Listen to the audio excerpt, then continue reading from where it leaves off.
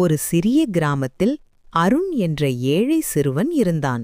அவன் தினமும் பழைய கடிகாரங்களை பழுது பார்க்கும் வேலை செய்து வாழ்க்கை நடத்தினான். ஒரு நாள் அவன் பழைய மார்க்கெட்டிலிருந்து ஒரு பழைய கடிகாரம் வாங்கினான். அந்த கடிகாரம் மிகவும் பழசாக இருந்தாலும் அதில் ஒரு விசித்திரமான பிரகாசம் இருந்தது.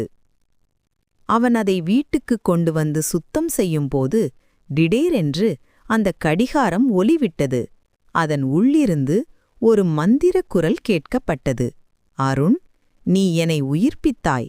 உன் ஒரு ஆசையைச் சொல், அது நிறைவேறும்.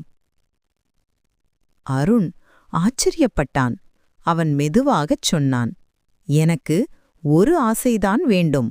நான் எந்த நேரத்தையும் கடிகாரத்தில் திருப்பினால் அந்த நேரத்துக்கே வாழ்க்கை திரும்பிப் போகணும். மந்திரக் குரல் அவனுக்கு தரம் கொடுத்தது. அதற்குப் பிறகு அருண் ஒவ்வொரு தவறையும் திருத்திக் கொண்டான். ஒரு நாளில் சொன்ன தவறான வார்த்தையை மறுநாளில் திருப்பி நேரத்தை மாற்றி நிவர்த்தி செய்தான். வாழ்க்கை அருமையாக இருந்தது.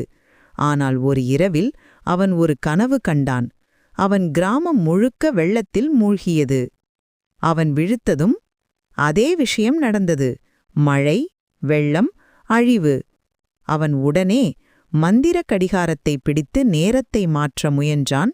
ஆனால் கடிகாரம் வேலை செய்யவில்லை. அவன் அழுதான், ஏன் இப்ப மட்டும் வேலை செய்யல?